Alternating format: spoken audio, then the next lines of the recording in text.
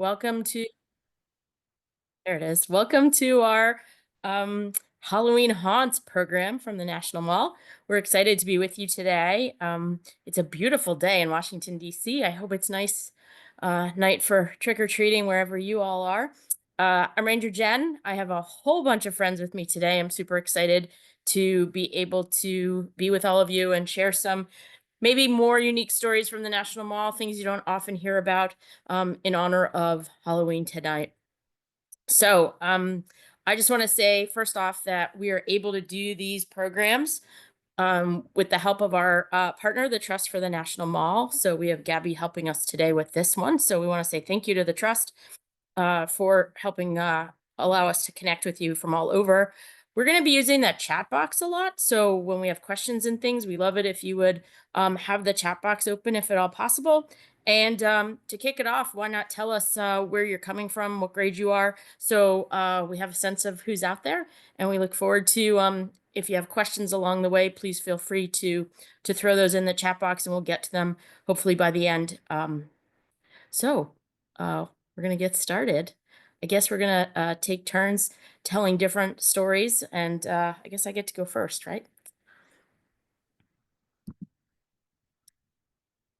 We're coming to you from the National Mall in Washington, D.C. So we just wanted to make sure that you understood, if you're not from Washington, D.C., where it is exactly that we are. We are not a giant shopping mall. I know today would be a great day for like a candy store theme or something, but we are a national park in the heart of Washington, D.C. And the word mall kind of is like this idea of a big open space for gathering. And here you see some beautiful pictures of our national mall, the museums, the Capitol building at the far end. One end of the mall is the U.S. Capitol, which you see at the end of the top picture. And the other end of the mall is the Lincoln Memorial, which you see in the bottom picture. And in the middle is our Washington Monument. So these are some great shots of Washington, D.C. and the National Mall, where we are coming to you from today. Oh, there's Jefferson, too, in the tidal basin. We have a really cool park. If you haven't been to visit, we hope you'll have a chance to come out and see us sometime soon. So when we were thinking of different stories that we might want to share in honor of Halloween, I picked one of my favorites, right? Is that what I'm supposed to be doing next? And here at the Jefferson Memorial, this is kind of neat because it's dark. And did you pick a dark picture, Ranger Bethany, on purpose to make it look a little creepier? It's kind of nice.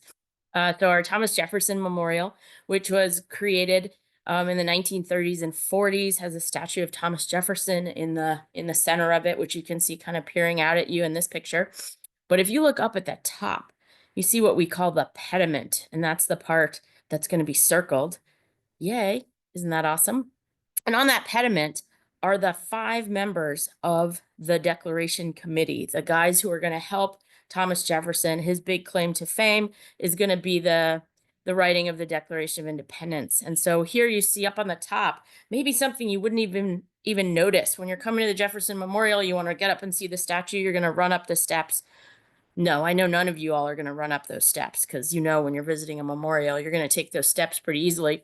But you might not think to look up to the top. And there you see Thomas Jefferson standing kind of at the head of the table and the members of the Declaration Committee on either side of him. So you might recognize on the far left, that's Ben Franklin. You might see John Adams there in the second spot over, Jefferson in the center, and then Robert Livingston and Roger Sherman. So this is the 5-man committee.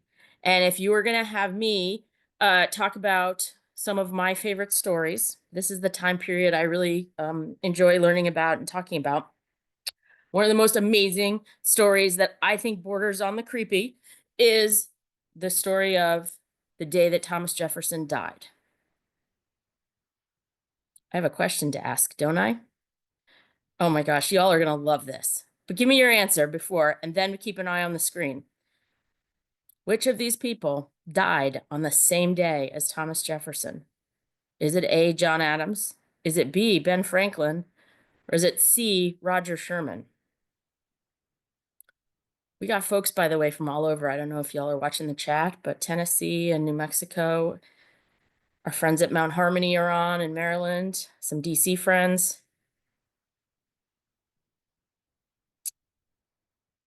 See a guess. Oh, we got a little variety, a C, some A's.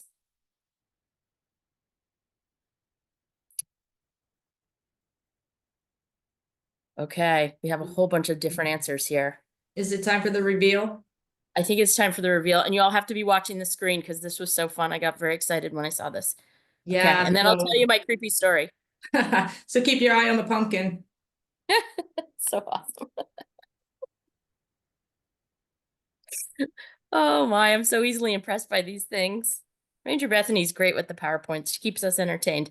So, those of you who said, hey, John Adams, good guess. Or maybe you knew this story. This is one of my favorites from a very young age. This was one of those stories that kind of grabbed me, and I thought kind of creepy in a way. So John Adams and Thomas Jefferson, really good friends. As they're working on the Declaration of Independence in the 1770s. They come from very different places. John Adams is from Massachusetts, Jefferson's from Virginia, but they bond over the work they're doing on the Declaration. And they will also get to be friends when they go both to serve as diplomats in Europe together. And so their families get to be friends, everything's good. And then as the new nation gets started, Washington becomes president. They're both going to be working for Washington, and they're going to realize their views are going a little bit differently, and they kind of don't get along for a very long time. And eventually John Adams loses to Thomas Jefferson in the election of 1800. And John Adams didn't take it very well. So he's going to be pretty upset by this, and he's not going to be friends. And it's really sad. I'm sure you all have, friends you've made, and then sometimes you all disagree and you feel kind of bad about it and you want to make it up. And these guys were going to be pretty stubborn about it and not make it up for a very long time. And one of their mutual friends is going to say, after years and years of these old men not talking to each other, you guys are being silly and you really should make up. So while they never meet in person, they're going to write letters into their retirement years as they get older and older. And they both live to be pretty old.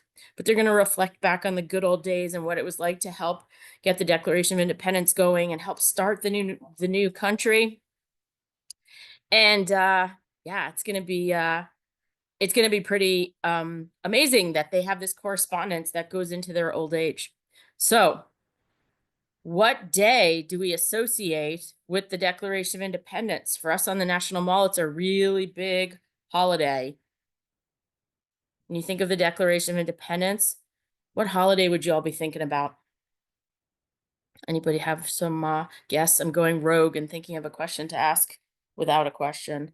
Yes, July 4th, Independence Day, exactly.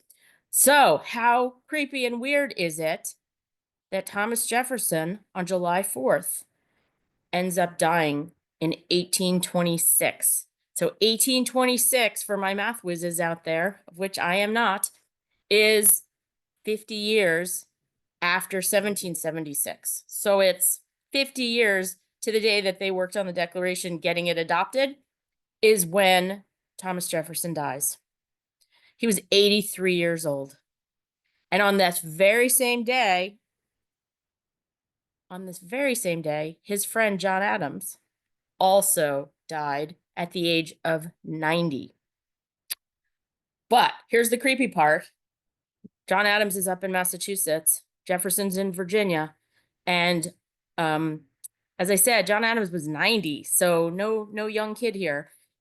Apparently, his last words before he died was to say, Thomas Jefferson survives, which is kind of crazy to think about. Of all the people he could have been thinking about on his deathbed, he's going to be thinking about Thomas Jefferson, and he's going to say Thomas Jefferson survives. And this is sometime after like 4 o'clock in the afternoon.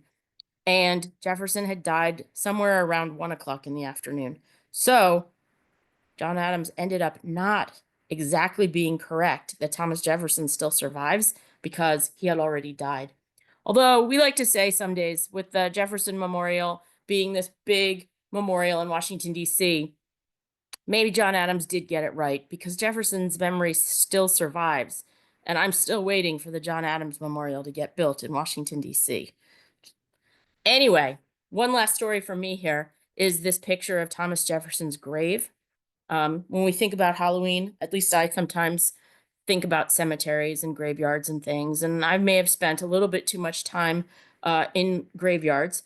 But Jefferson's is kind of a an interesting story in the fact that this is not the original headstone over Thomas Jefferson's grave, because so many people would go visit Thomas Jefferson's grave after he died. Some of them, crazy enough, even would want to take pieces of his gravestone with them. And there's a story of somebody even coming up with a hammer to Monticello in Virginia, near Charlottesville, to hack away pieces of Thomas Jefferson's grave. And so this is really special to us as park rangers. It's our job really to take care of so many different special places all around the country. For us, it's Washington.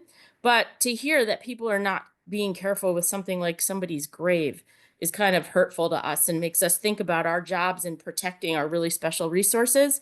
And so just this kind of weird, bizarre story that in the 1880s, they would decide to give some money so that Thomas Jefferson could get a new gravestone. And what's really weird is that they had to find a place to put the old one. So the old gravestone, the original gravestone, ends up in Columbia, Missouri. That's the first state university created on land from the Louisiana Purchase, which Thomas Jefferson was responsible for. So pretty wild that you can go to Missouri and find Thomas Jefferson's original gravestone on display there. So this is my contribution to the creepy stuff. I could go on and tell you a lot more grave stories, but we've got other things we want to talk about today. We have lots of other ranger friends on the call with us today. I think it's time for me to pass the torch to Ranger Bethany and let her tell you some more stuff. Yeah, thank you, Ranger Jen. I think at one point you were going to tell us a Roger Sherman story. Maybe if we have some time at the end, you can throw that back in there. My Roger Sherman story will take us a good long time, so maybe I'll put that one on hold and come back to that later. Let me make sure everybody else has a chance. There we go. Thank you. Yeah, so our next story sort of takes us to a house that's kind of tucked right behind the Capitol building there. And most of the time we are known for our monuments and memorials on the National Mall, but we do have a handful of historic houses. We have one that kind of sits right up here, right off of what was called Constitution Avenue, which used to be an old canal. This is a lockkeeper's house, and this is where the lockkeeper lived. This was the person that would open the gate and collect the tolls from the boats bringing all the supplies and the goods into Washington, D.C. We also have a house that's kind of up in this area here near Ford's Theater, and it's called the Peterson House. And it probably could have fit into our program today, but we kind of wanted to maybe look at some things we don't normally talk about. But the Peterson House is the house where Abraham Lincoln dies on April 15th, 1865. And if you know the story, you're familiar with it. He is shot at Ford's Theater. And because his injury is so grave, instead of trying to get him back to the White House, they just carry him across the street into a boarding house. And the president will lie there for a number of hours until he finally passes away. So the Peterson House, again, is part of our park. But the one I really wanted to focus on today is this little house that's kind of tucked back here behind the U.S. Capitol building. And it is referred to as the Belmont Paul House. Now, this is a 200-year-old house. It's seen a lot of history, and it's been renovated and rebuilt over time. One reason why it has been renovated was actually one of the only private residences that was burned by the British during the War of 1812. So the story goes that a couple of sailors had taken up shelter in this private home. This is when in 1814, when the British is coming into Washington, D.C., and they're going to burn a lot of buildings, public buildings, including the White House and the Capitol. And these sailors, they find out they're in this home, and so they decided to burn this house as well. Thankfully, most of the sailors get out, but the house doesn't do so well, so it has to have a lot of work done on it. Eventually, though, by the 1920s, the house is going to take on a new purpose. It's not necessarily going to be a private residence, but it's going to be a headquarters for the National Women's Party. And the National Women's Party were a group of women who essentially dedicated their lives to fight for women's rights. especially the right to vote, which sometimes we refer to as suffrage. And so this is kind of a very cool place to visit now.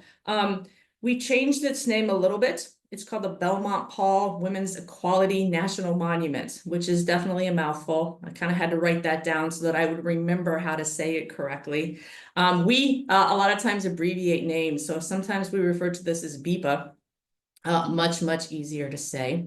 But BIPA now, if you ever go into this to this house, it tells all of these fascinating stories of women who fought for rights, again, particularly the right to vote. And there's one great story in the Belmont Paul House that is centered around a curious critter who really becomes sort of the unofficial mascot for the women's suffrage movement. So again, because we really like trivia here, our next question for you, of which of these animals became a symbol of the women's suffrage movement? And some of these animals that we often associate, again, with Halloween. So is it the cat, the raven, or is it the spider? So which of these three animals do we associate today with the women's suffrage movement?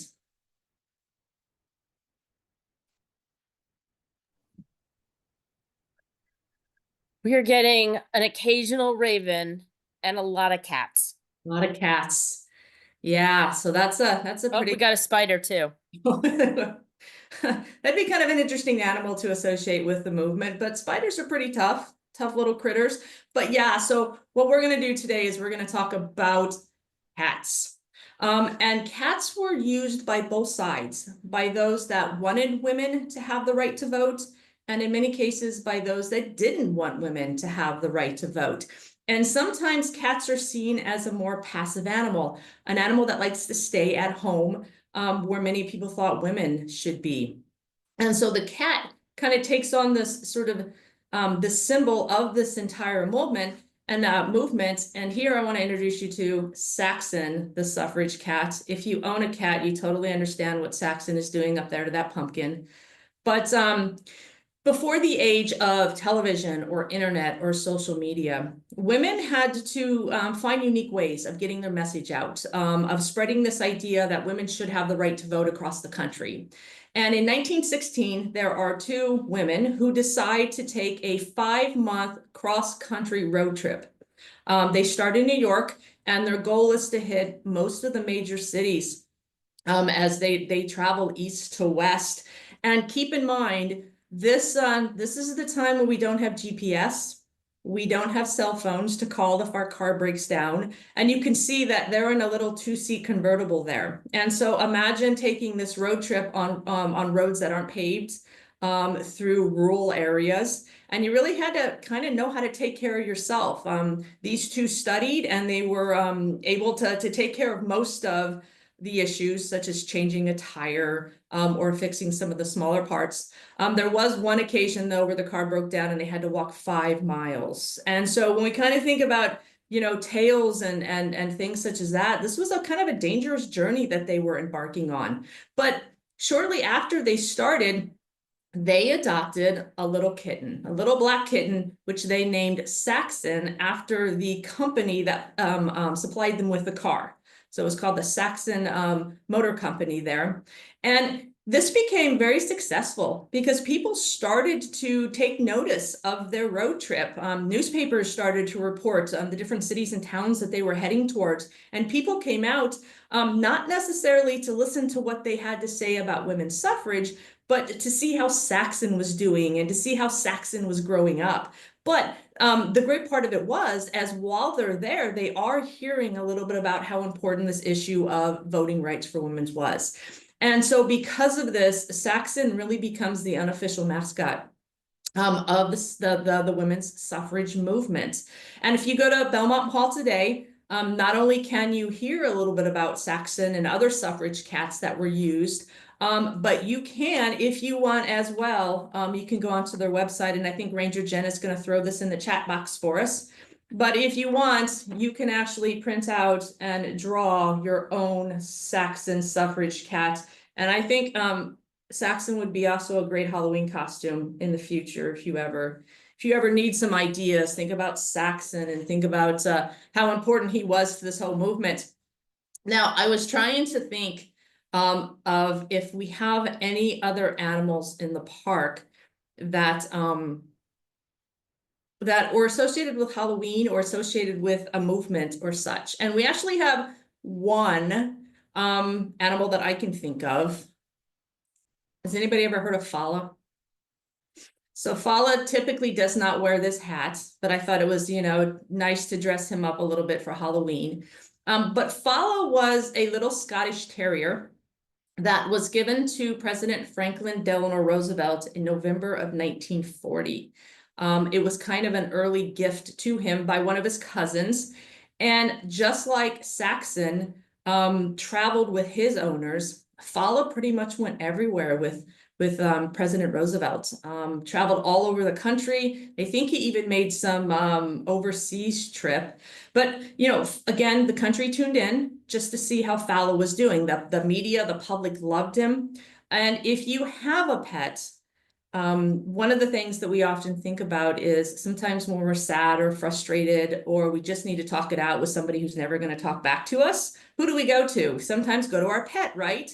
And so a lot of times, Fala offered comforts to President Roosevelt. So if you ever find yourself in Washington, D.C., it's definitely worth it to visit the Franklin Delano Roosevelt Memorial and to see our statue there of Fala.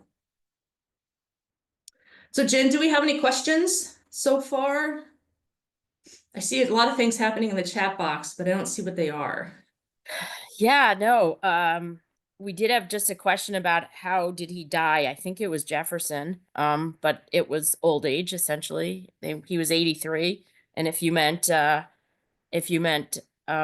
Adams, he was also pretty old at 90. So I think that's what the question there was.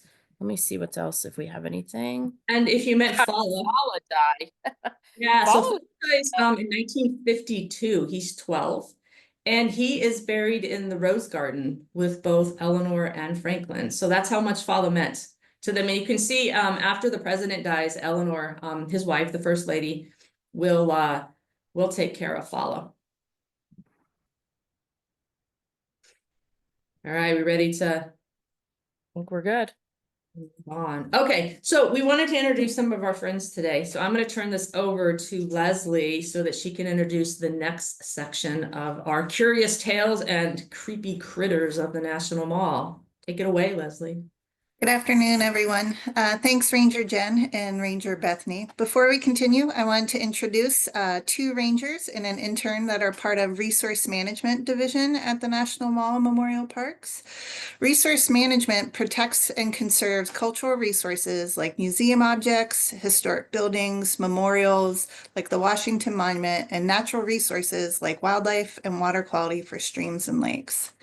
Biologist Lizzie, pictured in the left here, works with anything from bats to raccoons, and museum curator Hillary specializes in museum objects like the President Lincoln's coat. Intern Marquise, who you'll see later on, is a Gallaudet College student who is helping out biologist Lizzie and other staff members host special events like our Junior Ranger American Sign Language Angler Day. Next slide, please.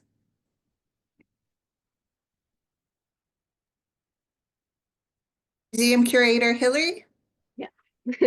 Hi, everyone. So my name is Ranger Hillary, and I am a curator here at the National Mall and Memorial Parks.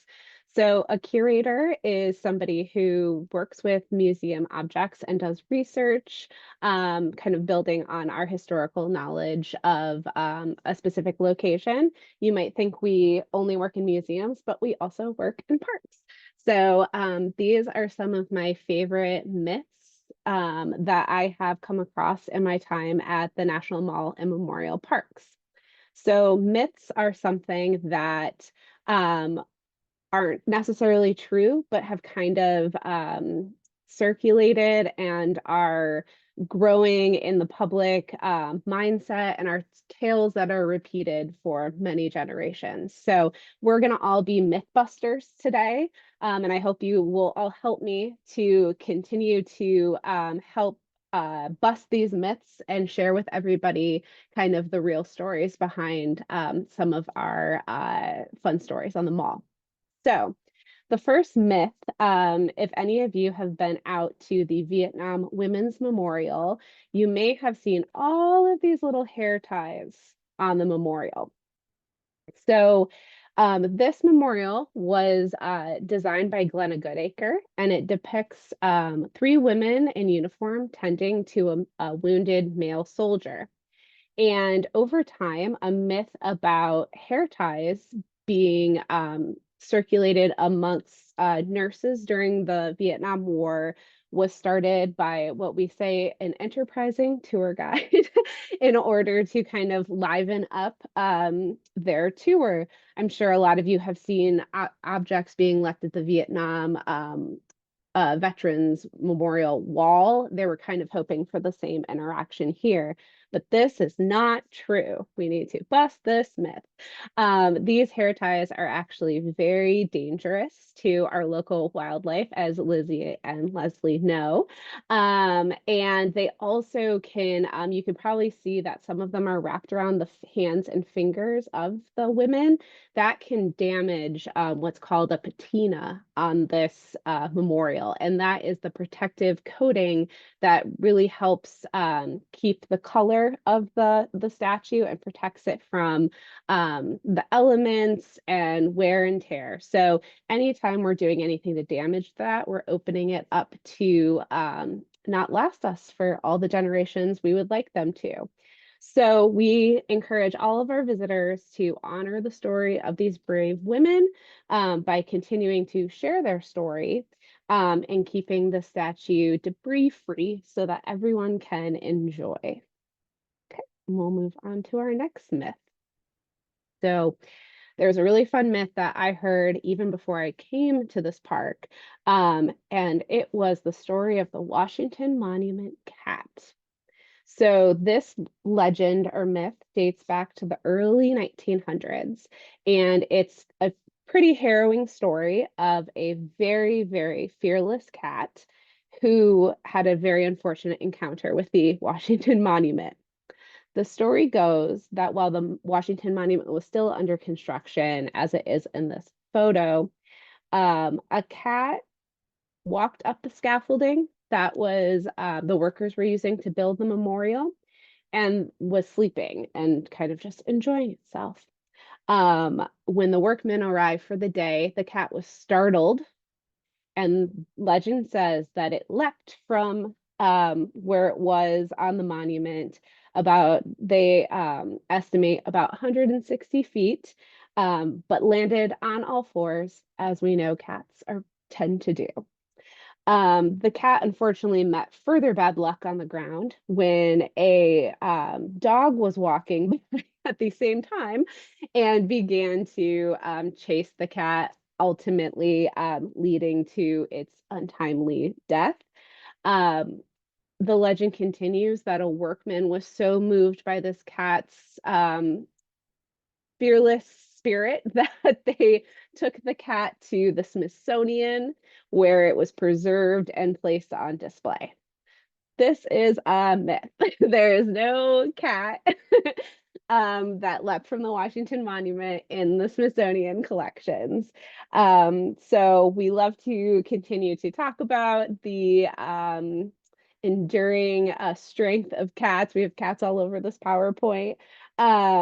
And if you happen to hear some faint meowing while you're at the Washington Monument, it's not this cat, but I did hear that there might be a ghost cat at the US Capitol, but we can get into that another time.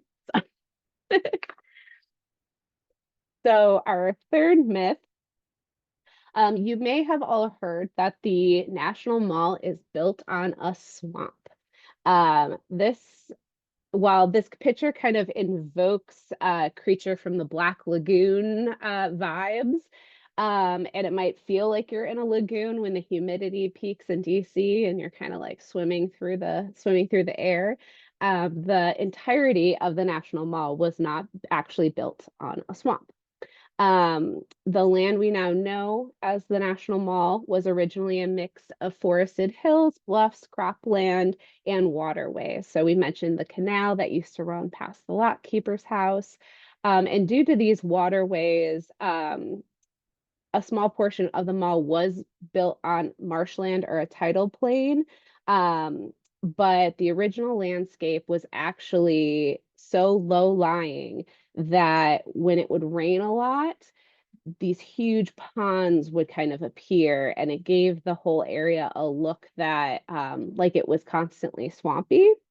Um, and there are now really, really amazing levees that are in place that will protect the whole National Mall from flood water should that ever have an impact. But this kind of swamp was actually just a perception and not actually swampland. So you're safe from any swamp monsters when you're on the mall. They aren't there. So so our last myth is there are lots of myths around the symbols that are hidden in the Lincoln Memorial. So this memorial boasts not one but several myths. And while some have a little bit of grains of truth in them, like words being misspelled in the engraving of Lincoln's second inaugural address, most of these observations in the memorial are myths and are just kind of beloved stories that people like to share. Many visitors claim to see a face in Lincoln's hair in the back of his head. But there was no face intentionally carved in the statue. So whatever people are seeing, maybe it's a spooky ghost. We'll have to investigate that further next time you visit our memorial. Another false myth that is often heard about the memorial is that Abraham Lincoln is buried under the memorial. We do not have a Lincoln under our memorial. And while there are very impressive kind of substructures holding the Lincoln Memorial up, that is purely structural and does not contain any remains. Abraham Lincoln is actually buried in Oak Ridge Cemetery in Springfield, Illinois. We can go to the next slide, please. Thank you. So in addition to some of our really fun myths, I just wanted to share a couple of fun objects, spooky objects from our collection. The NAMA museum collections are extensive and have all the things you need to have a very, very spooky time. We've got bones that were dug up from our archaeological excavations because the mall was landfill materials. We have, glass bottles in great shape for all your potion making, for all of my, witch friends out there. We have the lightning rod that used to sit on the top of the Washington Monument in case you want to do any Frankenstein experiments. And we also just have some very creepy items such as these pieces of a leather shoe that were found in excavations around the Lincoln Memorial. So I hope you guys all have a very spooky day, and I will hand it off to Ranger Lizzie.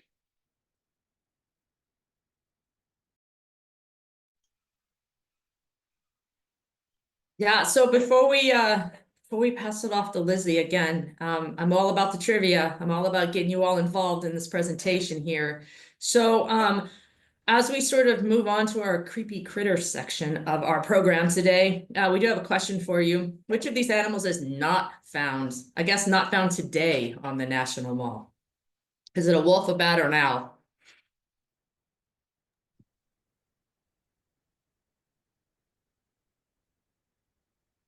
I see a lot of wolves. I feel like I saw something else. Oh, a bat, an owl. There's a little bit of everything going on here. Let's check it out. Let's see which one it is. Yeah, so for those who chose wolf, yeah, we don't have wolves running around on the mall. We do have lots of dogs, hopefully on leashes, but yeah, Yeah, no wolves running out there. And I think at one point we actually had bison on the mall, didn't we? Over attached to the old Smithsonian Castle. That was kind of like the original area for the zoo. And so there were a handful of bison that hung out there for a period of time. But now they're at the National Zoo. So we have a lot of really curious critters on the mall. And Ranger Lizzie is going to tell you some of those. So take it away. Spooky animals on the National Mall. Thank you, Ranger Bethany. So today we're going to dive into some of the spooky animals we can find here on the mall. So some of them have some eerie abilities, strange behaviors, and legends associated with them. And they've all frightened us for centuries, like this bat here.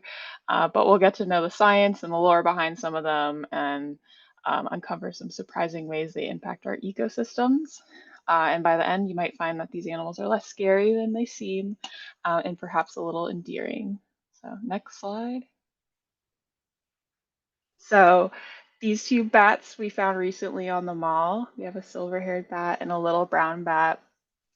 And did you know that mammals are the only mammal that, or bats are the only mammal that can truly fly? So other mammals like flying squirrels can't actually fly, they can glide. So bats are unique in this ability to be able to fly and maneuver midair. And their ultimate aerial acrobats make them capable of darting and weaving between and through trees and caves and even cityscapes. So these bats in the pictures were both found on the Washington Monument ground. So sometimes we'll find bats sleeping upside down on the monument. And you may have heard about how they use echolocation. So this is one of their most impressive abilities. So by sending out sound waves, they bounce off objects and create a mental map of their surroundings, which allows them to hunt and navigate in complete darkness. Some bat species can even detect insects as tiny as like the width of a hair, so super, super fine scale. And a fun fact about their diet, there's a lot of bats that are famous for drinking nectar, pollinating plants down in South America, or munching on fruit, those big fruit bats that you see. But these bats in the pictures actually help control insect populations. So they just eat insects like flies, mosquitoes, that kind of things, moths. And there's a great diversity within bats. So there's over 1,400 different species around the world. And they've adapted to various environments. So there's tiny bumblebee bats, which are about the size of a bumblebee. They're really, really small. And then there's those giant flying foxes with a wingspan of up to 6 feet. So next time you see a bat flitting through the night sky, remember that's not just another creature of the dark. It's an amazing, helpful, and really unique animal. Next slide. Z, we had somebody ask how you could hold it like that and like seemed really surprised that it would just sit in your hand like that, okay? And was something wrong with it that allowed it to be like that? So it was sleeping on the sidewalk, so I had to pick it up and move it to a tree so it was safe, so nobody touched it. It Oh. wasn't too happy, as you can see. It was yelling at me a little bit, but a lot of small animals you can scruff, how like you can scruff a puppy or a kitten. So I was just scruffing behind its head, and I only held it for a minute and put it in a tree where it was safe.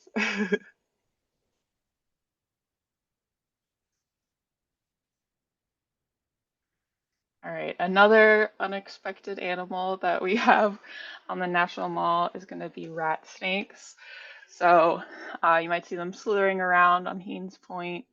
Um, Before you get too creeped out or scared, they're not venomous, so they play an important role in our ecosystem and they don't have any harmful venom in them. So they're really big. They can grow anywhere from 3.5 to 7 feet long. And they have those shiny black scales on top, and they vary how dark they look, and they'll always have a light colored belly. And like all animals, they have their own set of challenges. So hawks in the area and other snakes are their natural predators. So they've come up with some creative ways to protect themselves. So when they're threatened, rat snakes will release a foul-smelling odor that will deter any predators. and they're really good at getting around. So they're really excellent swimmers. So you might see them swimming along the shores of the Potomac occasionally, or sunbathing high up in a tree, so they can climb really well. um, so Someone asked if they bite. They can bite, so it's always good to not touch wildlife, but they don't have big fangs that are gonna inject venom like other poisonous snakes will. But yeah, they might nip. So always best to keep your distance from them. But remember, the next time you see them, they're not super scary. Just keep your distance. And they're helpful because they help keep rodent populations in check, and they play their role in the ecosystem. All right, next animal. All right, so another popular animal in the National Mall, we've got plenty of raccoons. Um, they are one of our sneakiest, most clever little creatures we have here, and these guys are much, much more than a dumpster diver. So first, let's talk about their cute little hands. Um, they have some seriously talented fingers, so they can open jars, unlatch cages, and even handle complex objects. So it's a lot of fun to try to keep them out of buildings and other places that they're not supposed to be in here. um, have you ever heard about raccoons washing their food? Has anybody heard about that? So sometimes you might see videos of them dunking things in water. They'll like hold things and they're not actually cleaning or washing it. They're not doing it for cleanliness. This behavior is thought to be because their hands are super sensitive, and the texture and density in water helps them like figure out what they're about to eat. So just another example of how curious and intelligent they are. Um, and another iconic thing about them, that distinctive black mask on their face, it's there to help reduce glare and enhance their focus, similar to how like athletes put a little paint on their eye, under their eyes to reduce glare. And it just gives them a super cute look. So they're super adaptable. They live everywhere from forests up in like trees, they'll hide away, and in cities like here at the National Mall. So they can find any food, any water, any bit of shelter that they'll be able to find, they'll do it. And they've got the climbing skills to match. So those ankles that they have are super flexible, and they allow them to rotate their feet backwards so they can climb much better up trees and up buildings. So whenever you see raccoon, just keep that in mind. They're very You've got skilled. you're getting lots of questions about these guys. They're really Oh interested. no. Someone wants to know if Okay. they bite, and are there different types of raccoons? Ranger Leslie, do you want to tap in on some raccoon questions? Uh, Yeah, sure. So like Ranger Lizzie said, they will bite if they're threatened. Obviously, you don't ever want to get too close to any raccoons. And just to address the question of the bottom one on the right, is it angry? So what Ranger Lizzie did was put up some game cameras to actually to check to see if they were in a building so we could get out. So it was just doing its own thing. And so it might look angry, but we think it was just opening its mouth and kind of eating whatever is currently in its paws. And I have to admit, I'm not 100% sure if there are subspecies of raccoons. I know there are saw some in Costa Rica on the beaches there. So I'm not 100% sure on subspecies for raccoons for that. So Nothing will ever beat the day the raccoon got on the bus. That was my favorite story. We had a bus bay that our office sat next to, and the raccoon crawled into the bus and sat in the driver's seat. And they had to call all kinds of people. Ranger Leslie, you had to come, didn't you, to try and figure out how to get the raccoon out of the bus so the bus driver could drive away. Hey, is it also true that a raccoon can fit into any space it can fit its nose through? Is that also true? So they can fit into anything 3 inches. So anything about 3 inches in diameter. So if their skull can fit in, they can usually get their body through, just like a lot of other wildlife. Pretty impressive.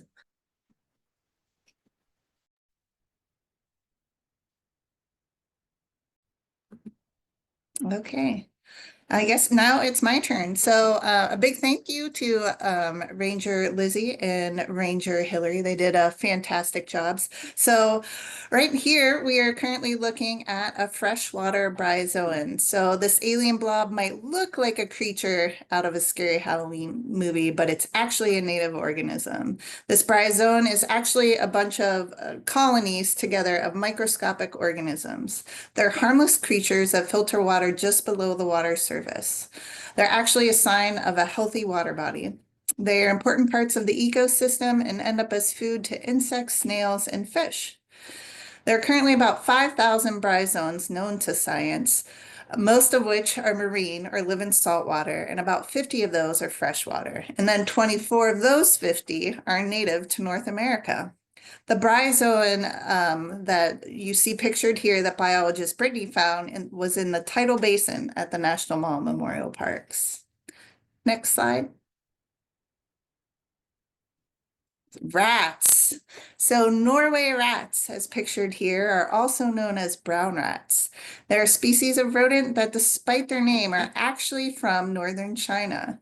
They believe that Norway rats were introduced to the United States in 1775 by ships that had sailed here. They inhabit every continent except Antarctica. Norway rats originally lived in forested areas, but now they pretty much prefer to live wherever humans are present. Humans provide an array of food, water, and safe areas for them to live and thrive. Rats usually live within about 100 to 150 feet from a food source, which is why when you might be at the National Mall, you might see a lot of their burrows that are close to proximity to the trash cans. And they are nocturnal and usually start becoming active around dusk.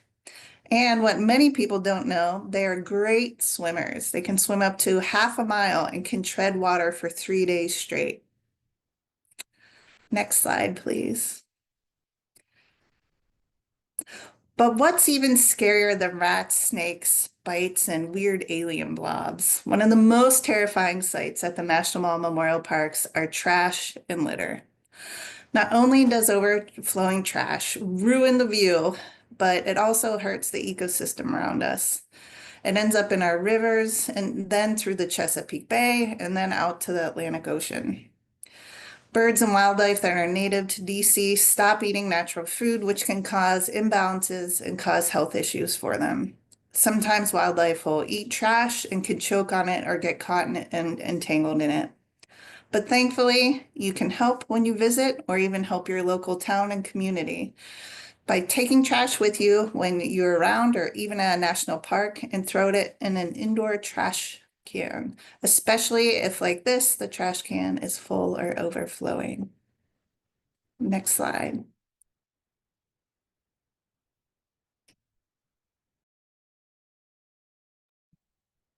Okay. So thank you all very much. This was very cool, except maybe the rat part and the trash part. But for the most part, this was a really neat experience, a chance for you all visiting with us today to learn about a different side of the park that we don't usually talk much about. So this was really fun. And we have one final thing for you here. I see some hands up, but maybe we can play this video for you here, and then if you still have questions, we'll make sure to have a moment to do that. Leslie mentioned intern Marquise. He has been helping out the resource management division, and he put together this video for us, which is really cool. He uses sign language, and so he put together this video so that we could all learn some signs that are perfect for Halloween. So if you all want to follow along, he's timed this so that there's a chance for you to all kind of learn some sign language related to Halloween. Are we ready? Let's go.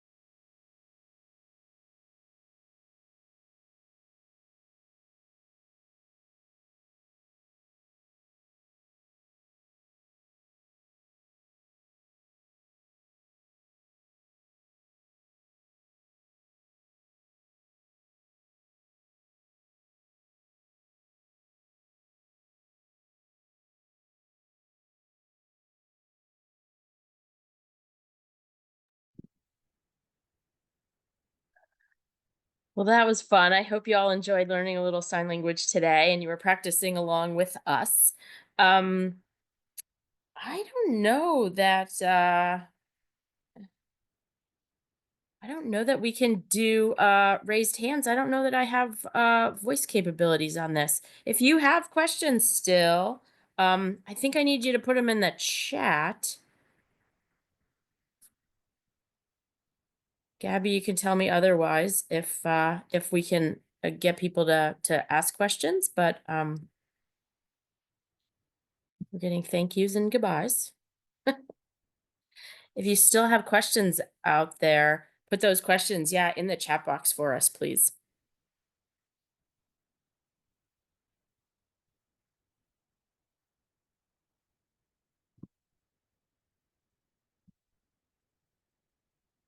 And you hold the raccoons. I don't think that's a good idea, but I'm just guessing. And I think we asked if everything bites already, didn't we? Didn't I pretty much cover all the biting? Yeah, but I think Ranger Lizzie hit it with animals you will bite in defense, and to not bite or to not necessarily touch them, especially if you never know a snake is venomous or not. Raccoons are actually not super friendly, and a lot of animals carry zoonotic diseases, so it's always best to keep your distance. They usually do not go out and attack humans, but it's always best to be respectful because you wouldn't want someone just walking in your house and touching you or hugging you. So you don't want to do that to other wildlife. And I think someone asked about fish in the Lincoln Memorial Reflecting Pond. There are no turtles or fish in there. We do have birds that go in, usually mallards. So those are the questions. Saw one about our favorite memorials. I think we all have probably different favorite memorials. um Mine's FDR. I like being out amongst the story of FDR, and I that's my favorite. I know Ranger Bethany's favorite. I don't know the rest of you all want to chime in. Of course, I didn't share Ranger Bethany's favorite. I just told you that I know what it is. Leslie, favorite? Do you have one? I'm pretty partial to Constitution Gardens. Nice. I It's bet not some of our friends necessarily a memorial per se, but don't even yes. know what that is, but yes, it's the part of the park where there's like kind of a pond and it is kind of naturey, and we often see different birds and things out there. So beautiful spot. Yep. Hillary, favorite memorial? I think right now Vietnam, but that's just because it takes up a lot of my time because we get a lot of great offerings at the wall. Nice. Nice. Bethany? I've often said, being from the land of Lincoln, I feel like the Lincoln Memorial is probably my favorite. Although design-wise, Korean War Veterans Memorial. It's a very cool design. Yeah. Lizzie? I have to agree with you. I think FDR is my favorite. I think it's just Yeah. so unique walking through there, so beautiful. Yep. The combination of artwork and natural features. Pretty neat. Cool. Well, thank you guys. It's just about that time. And please know that we do these on a fairly regular basis. We try to be on about once a month with a virtual program, and I think this has got me thinking about more ways that we can encourage other members of our team to join us. We really appreciate Resource Management being with us today and sharing a whole different side of our park. If there are more questions and things that you have, you can always reach out to us on our park. Our webpage has some links to different email addresses. You can find education that'll come to me, and we can get answers for you that way. But yeah, we look forward to seeing you on one of another programs, another one of our virtual programs, or hopefully out in the park someday in person. And once again, thank you to the Trust for the National Mall for helping to sponsor us. And happy Halloween, everybody. Be safe out there. And we'll hope to see you again soon. Thank you all.